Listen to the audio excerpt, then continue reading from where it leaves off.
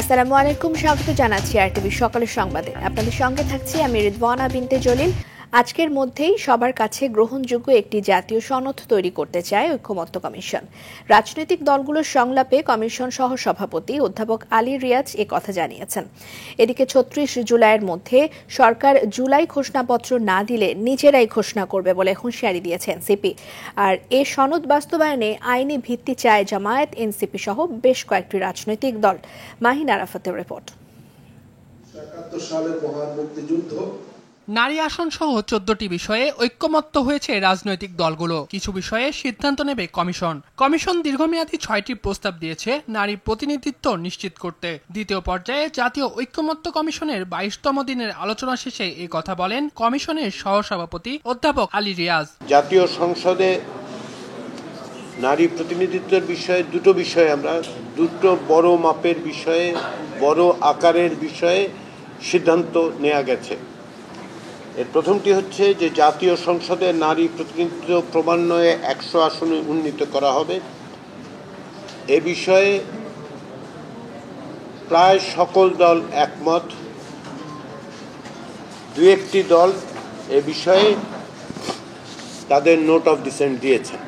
সংস্কার প্রস্তাবনায় বিএনপির পক্ষ থেকে বলা হয়, সংস্কার এখনো শেষ নয়, এটি চলমান প্রক্রিয়া। জাতীয় ঐক্যমত্য কমিশনের আগে ৬টি কমিশনের বেশিরভাগ প্রস্তাবে একমত বিএনপি। সালাউদ্দিন আহমেদ আশাবাদ জানিয়ে বলেন, দেশে যেন আর কোনো ফ্যাসিবাদের আবির্ভাব না হয়। পার্লামেন্ট গঠিত হলে জনগণের পক্ষ থেকে বিভিন্ন প্রস্তাব আসতে পারে, সংসদও বিভিন্ন প্রস্তাব আসতে পারে। সেখানে আরও কমিশন গঠনের মধ্য দিয়ে আরও বেশি এনরিচড, আরও বেশি জনমুখী সংস্কার গ্রহণ করা যাবে।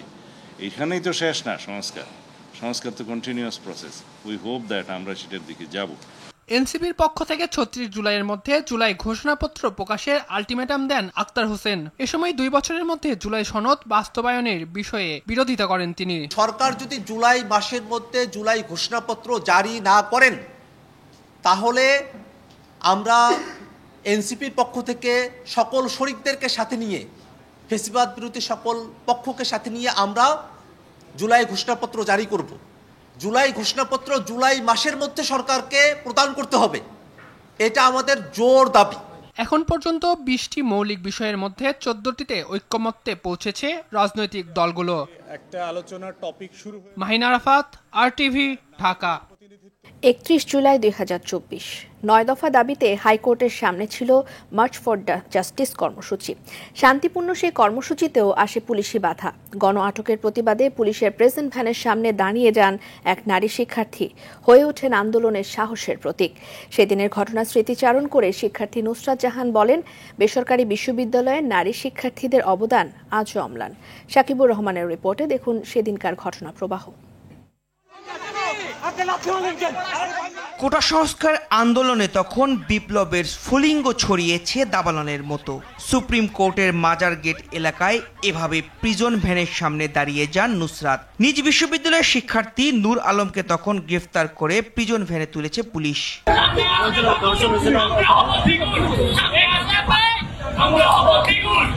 ক্ষোভ, দ্রোহ আর প্রতিবাদে উত্তাল সময়টাতে হত্যাকাণ্ডের পাশাপাশি গণগ্রেফতার জোরদার করে স্বৈরাচার শেখ হাসিনার সরকার। মার্চ ফর জাস্টিস কর্মসূচিতে নূর আলমকে গ্রেফতারের পর তার এই রক্তচক্ষুই বলে দেয় কতটা ক্ষোভ জন্ম নিয়েছিল জালিম শাহীর বিরুদ্ধে। সে সময়ের স্মৃতিচারণ করতে গিয়ে নূর জানান, আটকের পর বাসায় জানিয়েছিলেন হয়তো এটাই তার মায়ের সঙ্গে শেষ কথা। আমাদেরকে হয়তো কোন একটা কারাগারে নিয়ে যাওয়া হবে, হয়তো কয়েকদিনের ভিতরে আমাদের লাশও বের হইতে পারে, আর নয়তো আমরা আর ফিরে আসবো না। আমার এখনো মনে হচ্ছে যে ওই শাহবাগ থানার ভিতরে তখন ছিল এডিসি ইমরুল, তিনি আমার বুকের ভিতরে রাইফেল ধরে রেখেছিলেন। তবে নুসরাত ছিল নাছোড়বান্দা। ভাইকে গ্রেফতারের প্রতিবাদে দাঁড়িয়ে যান প্রিজন ভ্যানের সামনে। তার সাহসের কাছে শেষ পর্যন্ত হার মানে পুলিশের বেআইনি গ্রেফতার। গাড়িটা সামনের দিকে আগাচ্ছিল, আমি আরো গাড়ির সামনে যে বলি যে এখান থেকে গাড়ি থামান, যদি যেতে হয় আমার উপর দিয়ে যান, মানে প্রত্যেকটা ভাইকে যতক্ষণ না ছাড়া হবে আমি গাড়ির সামনে থেকে সরবো না। ৩জন পুলিশ, লেডি পুলিশ আসে এবং আমাকে গাড়ির সামনে থেকে টেনে নিয়ে যায়। নুসরাতের আক্ষেপ, আন্দোলনের পর নেতৃত্ব স্থানীয় কেউ আর খোঁজ নেয়নি। সব ক্ষেত্রে পিছিয়ে রাখা হয়েছে বেসরকারি বিশ্ববিদ্যালয়ের নারী শিক্ষার্থীদের। প্রাইভেট ইউনিভার্সিটির স্টেকে যাদেরকে জায়গা দেওয়ার ক্ষেত্রে তারা হয়তো দায় সরানোর জন্য 2-1জনকে তারা জায়গা দিল। ওইরকম ভাবে নাহিদ বলেন, সাজিদ, হাসনাত, এদের কারো কাছ থেকে আমার সাথে ওইরকম যোগাযোগ হয়নি। ফ্যাসিবাদের রক্তচক্ষু উপেক্ষা করে মার্চ ফর জাস্টিস কর্মসূচি সফলে অংশ নেয়া নূর মনে করেন সুন্দর আগামী গড়তে পারবে তরুণরা। 24-এর আন্দোলনের পরে মোটামুটি প্রাইভেটের স্টুডেন্টসদেরকে প্রতি যে একটা মনোভাব ছিল সবার, যে প্রাইভেট ইউনিভার্সিটিজ স্টুডেন্টসরা রাজনীতি সচেতন না, এই প্রেক্ষাপটটা পুরোপুরি পরিবর্তন হয়ে গিয়েছে। জুলাই আন্দোলন ঘিরে প্রাণ গিয়েছে 2000-এর মতো। হৃদয় বিদারক এমন বেদনার উপাখ্যান আর ভবিষ্যতে দেখতে চায় না তরুণ সমাজ। সাকিবুর রহমান, RTV, ঢাকা। বৈষম্য বিরোধী ছাত্র আন্দোলনে অংশ নিয়ে পুলিশের গুলিতে শহীদ হন রাজবাড়ীর বালিয়াকান্দির মেধাবী ছেলে সাগর আহমেদ। 2024 সালের 19 জুলাই রাজধানীর মিরপুরের গোল চত্বর এলাকায় প্রাণ হারান তিনি। পড়াশোনা শেষ করে অভাবের সংসারের হাল ধরার কথা ছিল সাগরের। একমাত্র পুত্র সন্তানকে হারিয়ে পাগল প্রায় বাবা মা। জীবদ্দশায় ছেলে হত্যাকাণ্ডের উপযুক্ত বিচার দেখে যেতে চান তারা। রাজবাড়ী থেকে এম মনিরুজ্জামানের পাঠানো তথ্যচিত্রে আরও জানাচ্ছেন আব্দুল হামিদ। রক্তক্ষয়ী 24 জুলাইয়ে ফ্যাসিজমের বিরুদ্ধে রাস্তায় নামে অকুতোভয় ছাত্র জনতা। আন্দোলন চলাকালীন গেল বছর 19 জুলাই পুলিশের গুলিতে শহীদ হন সাগর আহমেদ। রাজধানীর মিরপুর সরকারি বাংলা কলেজের রাষ্ট্রবিজ্ঞানের 2য় বর্ষের শিক্ষার্থী ছিলেন শহীদ সাগর। তাকে হারানোর শোক এখনো কাটেনি পরিবারের। আমার সাগর আমার রাজবাড়ী জেলায় আমার সাগরের যাতে স্মরণীয় থাকে এমন কিছু বিষয়। তার মৃত্যুতে শোকাহত রাজবাড়ীর বালিয়াকান্দি সরকারি কলেজের শিক্ষক শিক্ষার্থীরাও। তিনি যে শহীদ হয়েছেন দেশের জন্য, এটা আমরা সবসময় মনে রাখবো এবং এই আদর্শ নিয়ে আমরা নিজেদের জীবনকে গড়ে তুলব। সাগর আহমেদের নামে যেন রাজবাড়ীতে একটা শিক্ষা প্রতিষ্ঠান হয়, ওর স্মৃতি জাদুঘর হয়। রাজবাড়ীবাসীর পক্ষ থেকে সরকারের কাছে আমার এটা আবদার থাকলো। তার পরিবার যেন সরকার সম্পূর্ণ দায়িত্ব নেয়। তার একটি বোন আছে সাগরের, সে মেয়ে ভালো স্টুডেন্ট, তার লেখাপড়ার জন্য সম্পূর্ণ দায়িত্ব নেয়। বৈষম্য বিরোধী আন্দোলন যেন বৃথা না যায়, তাদের স্মৃতি আমরা যেন সংরক্ষণ করতে পারি। আধুনিক বাংলাদেশ বিনির্মাণে তাদের স্বপ্ন যেন বৃথা না যায়। সাগর হত্যাকাণ্ডের দ্রুত বিচার নিশ্চিত সহ অসহায় পরিবারটির পাশে দাঁড়াতে সরকারকে এগিয়ে আসার আহ্বান স্থানীয়দের। আব্দুল হামিদ, RTV। যুক্তরাষ্ট্র ঘোষিত শুল্ক হার কমানোর বিষয়ে শেষ দিনের আলোচনা চলছে ওয়াশিংটনে। আলোচনা শেষে শুল্ক হার কমতে পারে বলে আশাবাদ ব্যক্ত করেছে বাংলাদেশের প্রতিনিধি দল। বাণিজ্য উপদেষ্টা শেখ বশির উদ্দিনের নেতৃত্বে একটি দল এ আলোচনায় অংশ নিচ্ছে। অন্যদিকে শুল্ক এবং বাণিজ্য বিষয়ক কর্মকর্তাদের সঙ্গে নিয়ে যুক্তরাষ্ট্রের পক্ষে নেতৃত্ব দিচ্ছেন সহকারী বাণিজ্য প্রতিনিধি ব্রেন্টন লিঞ্চ। আর বাংলাদেশের পক্ষে চুক্তির পুরো বিষয়টি সমন্বয়ের দায়িত্বে রয়েছে বাংলাদেশ দূতাবাস।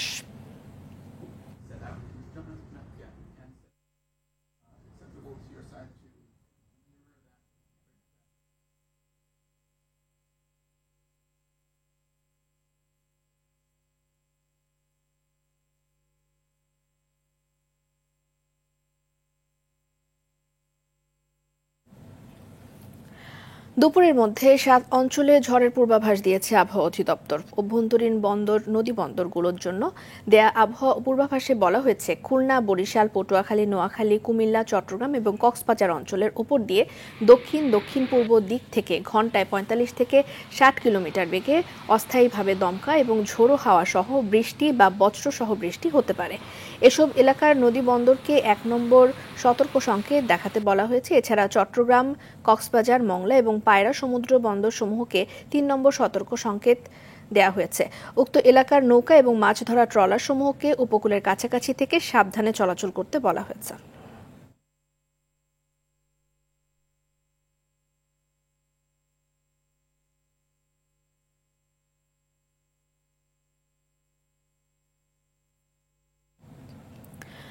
উজান থেকে আসা ঢলের পানি কমছে লালমনিরহাটে। এতে ঘরবাড়ি এবং রাস্তাঘাট ধীরে ধীরে ভেসে উঠেছে। তবে ক্ষতিগ্রস্তদের দুর্ভোগ এখনও কাটেনি। পানিতে নষ্ট হয়ে গেছে ঘরবাড়ি, ফসলের জমি এবং কাঁচা রাস্তা।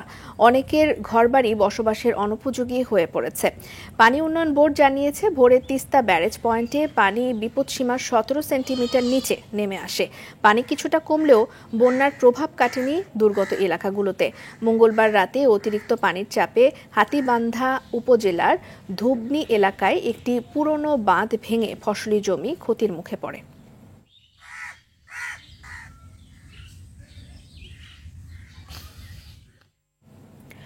এ বিষয়ে আরও জানাতে লালমনিরহাট থেকে সরাসরি যোগ দিচ্ছেন সহকর্মী মিজানুর রহমান। মিজান, দুর্গতদের দুর্ভোগ লাঘব এবং ক্ষতিগ্রস্তদের বিষয়ে প্রশাসনের কোনো পদক্ষেপ এর মধ্যে নেওয়া হয়েছে কিনা?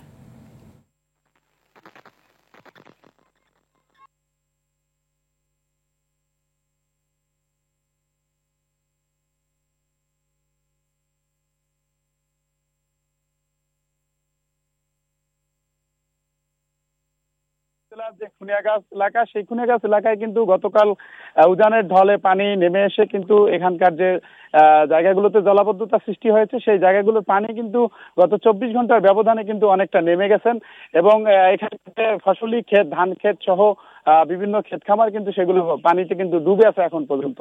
আমরা পানি উন্নয়ন বোর্ডের তথ্য মতে আজকে সকাল 9টার যে আপডেট পেয়েছি, সেই আপডেট অনুযায়ী কিন্তু তিস্তা ব্যারেজ পয়েন্টে কিন্তু 18 সেন্টিমিটার নিচ দিয়ে তিস্তা প্রবাহিত হচ্ছে এবং লালমনিরহাট যে কাউনিয়া ব্যারেজ পয়েন্ট আছে সেখানে কিন্তু মাত্র 32 সেন্টিমিটার নিচ দিয়ে কিন্তু পানি প্রবাহিত হচ্ছে। জেলা ত্রাণ ও পুনর্বাসন কর্মকর্তার সঙ্গে কথা বলেছি। লালমনিরহাট জেলার 5টি উপজেলা মিলে কিন্তু 200 মেট্রিক টন কিন্তু চাল বরাদ্দ করা হয়েছে। এছাড়াও কিন্তু বিভিন্ন জায়গায় যে শুকনো খাবার, সেই শুকনো খাবার কিন্তু বরাদ্দ করা হয়েছে। সাধারণ যারা মানুষ রয়েছে তাদের কিন্তু দুর্ভোগ কমেনি, কারণ এখানকার যে পশুগুলো রয়েছে তাদের গোখাদ্যর দেখা দিয়েছে। পাশাপাশি এখানকার যে সাধারণ মানুষ কাজকর্মে কিন্তু অনেকটা কিন্তু ব্যাঘাত ঘটে গেছে বলে আমরা সাধারণ মানুষের কথা বলে জানতে পেরেছি। এছাড়াও কিন্তু তিস্তাপাড়ের মানুষ যারা রয়েছে তাদের দুর্ভোগ কিন্তু এই প্রতি বন্যার যেভাবে দুর্ভোগ বাড়ে সেভাবে ঠিক এভাবেও কিন্তু এবারও কিন্তু বন্যার দুর্ভোগটা কিন্তু সেম ভাবে বেড়ে গেছে। এখানকার মানুষ আসলে তিস্তাপাড়ের মানুষ যারা রয়েছেন তারা অনেকটা কষ্টে রয়েছেন, অনেকটা রান্না কিন্তু তারা করতে পারতেছেন না। অনেকে কিন্তু এই বাড়িতে পানিতে ডুবে যায়, কিন্তু তারা উঁচু রাস্তায় গিয়ে কিন্তু সেখানে তারা অবস্থান করছেন। তো এই ছিল আমার কাছে রিদওয়ানা তিস্তাপাড়ের মানুষের সর্বশেষ খবর। মিজানকে ধন্যবাদ। আজ 31 জুলাই, ছিটমহল বিনিময়ের এক দশক। 2015 সালের 31 জুলাই ভারতের সঙ্গে বিনিময় হয় 162টি ছিটমহল। এতে 68 বছরের বন্দি দশা থেকে মুক্তি পায় সেখানকার বাসিন্দারা। কুড়িগ্রাম উত্তর প্রতিনিধি আব্দুল কুদ্দুস চঞ্চলের তথ্যচিত্রে বিস্তারিত জানাচ্ছেন লামিয়া তানজিন মাহমুদ। 31 জুলাই 2015 মধ্যরাতে বিনিময় ঘটে বাংলাদেশ ও ভারতের অভ্যন্তরে থাকা 162টি ছিটমহল। এ সময় বাংলাদেশের অভ্যন্তরে থাকা ভারতের 111টি বাংলাদেশের মূল ভূখণ্ডের সাথে এবং ভারতের অভ্যন্তরে থাকা বাংলাদেশের 51টি ভারতের ভূখণ্ডের সাথে একীভূত হয়। এতে 68 বছরের বন্দি দশা থেকে মুক্তি পায় এসব ছিটমহলের বাসিন্দারা। বিনিময়ের পর থেকে কুড়িগ্রামে থাকা বৃহৎ দাসিয়াছড়া ছিটমহলের উন্নতি চোখে পড়ার মতো। উন্নয়ন করা হয়েছে রাস্তাঘাট, স্থাপিত হয়েছে শিক্ষা প্রতিষ্ঠান, বিদ্যুৎ, ইন্টারনেট সহ আধুনিক সব সুবিধা। নির্মাণ করা হয়েছে সড়ক, কালভার্ট, ব্রিজ, সরকারি প্রাথমিক বিদ্যালয়, এমপিওভুক্ত হয়েছে নিম্ন মাধ্যমিক ও মাদ্রাসা সহ শিক্ষা প্রতিষ্ঠান, কমিউনিটি ক্লিনিক, মসজিদ, মন্দির সহ তৈরি করে দেওয়া হয়েছে রিসোর্ট সেন্টার। স্থাপন করা হয়েছে 57 কিলোমিটার বিদ্যুৎ লাইন। এছাড়া বিদ্যুৎ সুবিধা পেয়েছে 2000-এরও বেশি পরিবার। ছেলেরাও চাকরি করে, মেয়েরাও চাকরি করে, আমার ভাইস্তেরাও বিটিআরই চাকরি করতেছে, পুলিশি চাকরি করতেছে। এই নিয়ে আমরা খুব আনন্দিত। আগে ছিটমহলে রাস্তাঘাট, স্কুল কিছু ছিল না, এখন হইতেছে, আরো হবে। আমরা যেন উন্নতভাবে পড়াশোনা করতে পারি।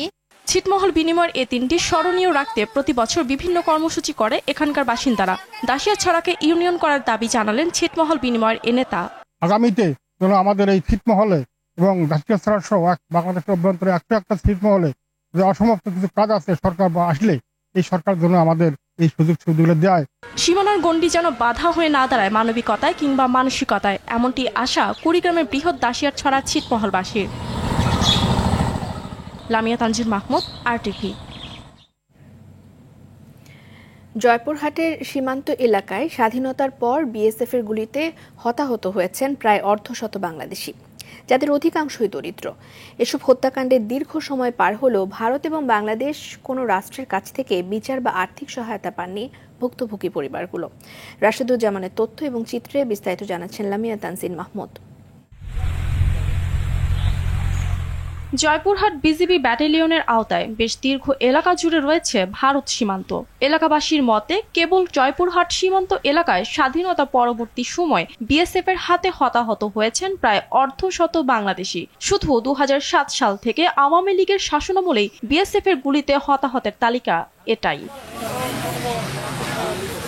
এর মধ্যে সরেজমিনে দেখা গেছে বেশ কজন হতভাগ্য নিহতের পরিবারের আহাজারি। বিএসএফ এর গুলিতে নিহতদের স্বজনদের শোক আর বুক চাপড়ানো আহাজারি এখনো চলছে সীমান্তের ওই এলাকা জুড়ে। একমাত্র কর্মক্ষম ব্যক্তিকে হারিয়ে মানবেতর জীবনযাপন করছে নিহতদের পরিবার। অর্থের অভাবে লেখাপড়া বন্ধ হওয়া সহ ছেলে মেয়েদেরও অন্যের গলগ্রহে জীবনযাপন করতে হচ্ছে। এসব হতাহতরা এখনো উভয় রাষ্ট্রের কাছে পাননি ন্যায় বিচার কিংবা কোনো সাহায্য। কখনো জমি চাষ করতে গেলে বা গরু ছাগল বাঁধা থাকলে সেগুলো নিতে গেলে বিএসএফ এর অত্যাচার সহ্য করতে হয়। 2007 সালে আমাদের এই এলাকায় 6-7 জনার আমাদের এইভাবে হত্যা করে। এখন পর্যন্ত এই হত্যাকাণ্ডের কোনো সুবিচার আমরা দেখতে পাইনি, কিংবা এই ক্ষতিগ্রস্ত পরিবারগুলোকে আর্থিকভাবে কোনো সহায়তা কে প্রদান করেনি। যখন আমার বয়স 8 মাস তখন আমার বাবা বর্ডারের ধারে কাজ করতে গিয়েছিল, বেসেবে গুলি করে হত্যা করে, তার বিচার আমি চাই। দিনের পর দিন বিএসএফ এর হাতে হতাহত হয়ে আসলেও প্রতিকার নেই বলে ক্ষোভ প্রকাশ করলেন উপজেলার চেয়ারম্যান। আমরা তাদেরকে সচেতন করি, তাদেরকে মানা করি, তারপরে যদি কেউ যায় তাদেরকে তারা ধরে নিয়ে যাক বা তাদের আইনের আশ্রয় আনুক, কিন্তু গুলি করে তাদেরকে হত্যা করা এটাই মানবতা বিরোধী কাজ বলে আমি মনে করি। তবে যেভাবেই হোক সীমান্ত সন্ত্রাসের কারণে আন্তর্জাতিক আদালতের শরণাপন্ন হওয়া যেতে পারে বলে মনে করেন মানবাধিকার সংস্থার এক কর্মকর্তা। এই ধরনের সীমান্ত সন্ত্রাসের জন্য আমি মনে করি যে আসলে আমরা আন্তর্জাতিক আদালতেরও শরণাপন্ন হতে পারি। এদিকে জয়পুরহাটে বিজিবি প্রধান জানান বিভাগীয় সীমাবদ্ধতা এবং সীমান্তে হত্যার বন্ধের ব্যাপারে সচেষ্ট আছেন তারা। সীমান্ত হত্যা ব্যাপারে আমরা প্রতিরোধে আমরা সচেষ্ট আছি। কিছুদিনের মধ্যে ঘটছে এরকম আমাদের কাছে, আমাদের এদিকে ঘটেনি। প্রিয়জনদের হত্যার বিচার সহ ক্ষতিগ্রস্ত পরিবারকে রাষ্ট্রীয়ভাবে সহায়তা করার পরামর্শ সবার। লামিয়া তানজিন মাহমুদ, RTV। ফ্রান্স এবং যুক্তরাজ্যের পর এবার ফিলিস্তিনকে রাষ্ট্র হিসেবে স্বীকৃতি দেওয়ার ঘোষণা দিল কানাডাও। বৃহস্পতিবার এ তথ্য নিশ্চিত করেছে সংবাদ মাধ্যম আল জাজিরা। দেশটির পররাষ্ট্র মন্ত্রণালয় এক বিবৃতিতে জানায় 2025 সালের সেপ্টেম্বরে জাতিসংঘ সাধারণ পরিষদের 80তম অধিবেশন কানাডা ফিলিস্তিনকে রাষ্ট্রের মর্যাদা দেবে।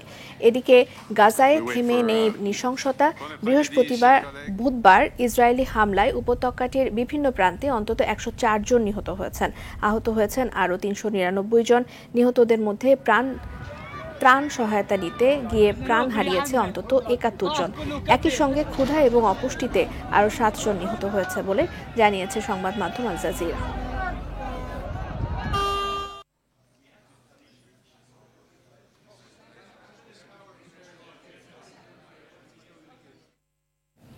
এবার নিচ্ছি হাইসেন্স সংবাদ বিরতি, ফিরে এসে থাকছে।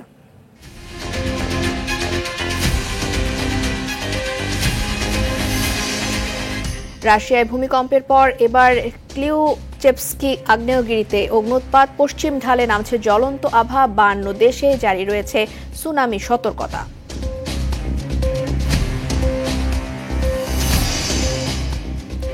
এবং অনূর্ধ্ব 19 ত্রিদেশীয় সিরিজে দুপুরে দক্ষিণ আফ্রিকার মুখোমুখি হবে বাংলাদেশ। প্রথম 2 ম্যাচ জয়ের ছন্দ ধরে রাখতে চায় তামিমের দল।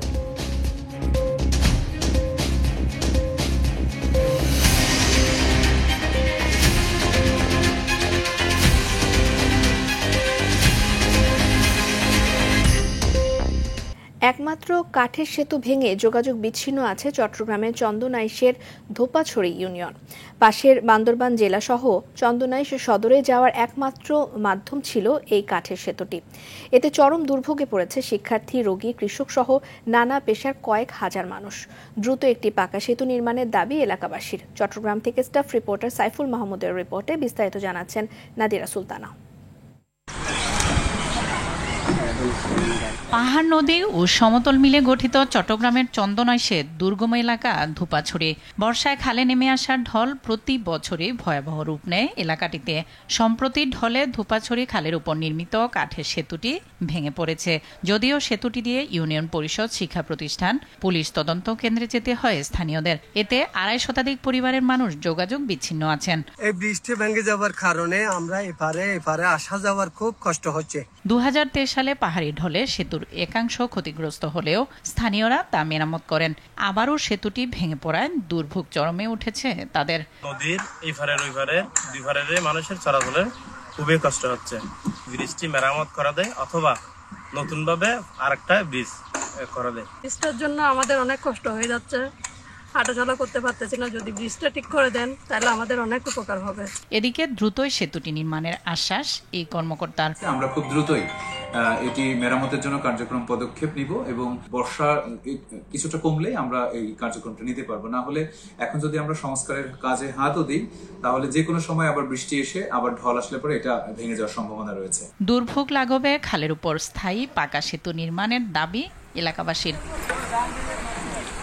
নাদিরা সুলতানা, RTV। একটিমাত্র সেতুর অভাবে দুর্ভোগী দিনাজপুরের চিরির বন্দর এলাকার 2 লাখেরও বেশি মানুষ। স্বাধীনতার 54 বছর পরও আত্রাই নদী পারাপারে সম্বল কেবল বাঁশের সাঁকো আর নৌকা। অনেকবার দাবি উঠলেও টনক নড়েনি প্রশাসনের। আনিস হোসেন দুলালের রিপোর্ট, জানাচ্ছেন লামিয়া তানজিন মাহমুদ।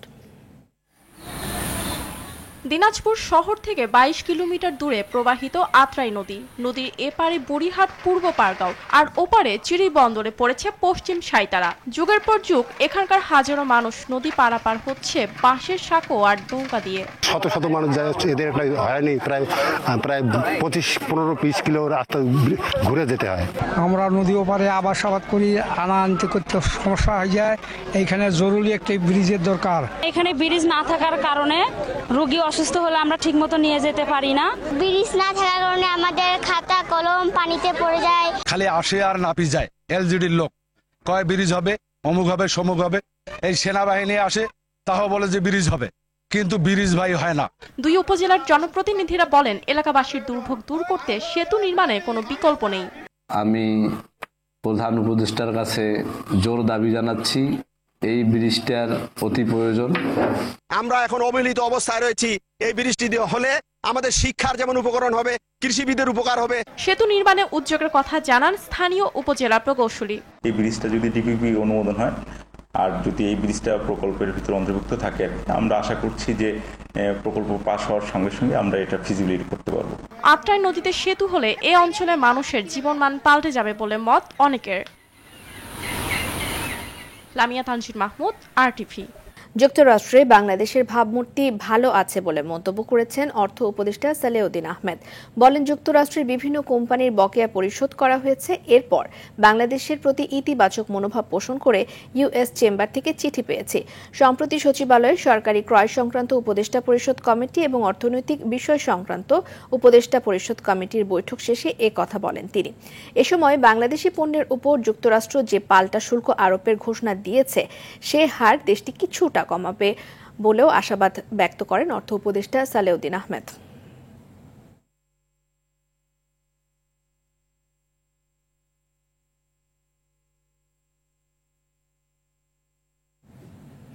আন্তর্জাতিক প্রসঙ্গ, রাশিয়ার প্রলয়ঙ্কারী ভূমিকম্পের পর এবার ইউরোপ এবং এশিয়ার সর্বোচ্চ আগ্নেয়গিরি ক্লিউচেভস্কিতে শুরু হয়েছে অগ্ন্যুৎপাত।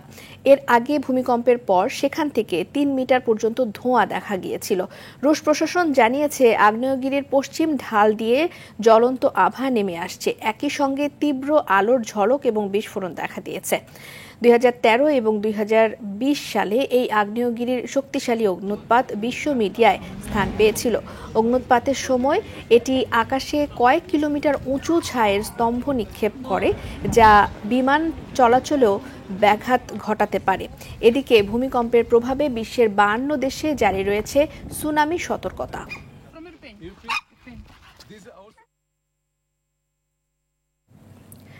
জ্বালানির মূল্য বৃদ্ধির প্রতিবাদে আফ্রিকার দেশ অ্যাঙ্গোলায় চলমান বিক্ষোভ সরকার পতন আন্দোলনের রূপ নিয়েছে। পুলিশ এবং বিক্ষোভকারীদের সংঘর্ষে এখন পর্যন্ত 22 জন নিহত এবং 197 জন আহত হয়েছেন। শনিবার দেশটির সরকার ডিজেলের দাম 1/3 বাড়ানোর ঘোষণা দিলে দেশ জুড়ে প্রতিবাদ শুরু হয়। বিক্ষোভ দমনে সরকারি বাহিনী ধরপাকড় শুরু করলে তা সহিংসতায় রূপ নেয়। সরকারের পক্ষ থেকে জানানো হয়েছে, সহিংসতা জনমনে ব্যাপক নিরাপত্তাহীনতা তৈরি করায় সেনাবাহিনী পরিস্থিতি নিয়ন্ত্রণের চেষ্টা করছে। অ্যাঙ্গোলা আফ্রিকার আটলান্টিক উপকূলবর্তী একটি তেল সমৃদ্ধ দেশ, যেখানে স্বাধীনতার পর থেকে গত 50 বছর ধরে ক্ষমতায় রয়েছে people's movement for the liberation of Angola. দীর্ঘদিন ধরেই তাদের বিরুদ্ধে অনিয়ম এবং অগণতান্ত্রিক পদ্ধতিতে ক্ষমতা আঁকড়ে রাখার অভিযোগ ছিল।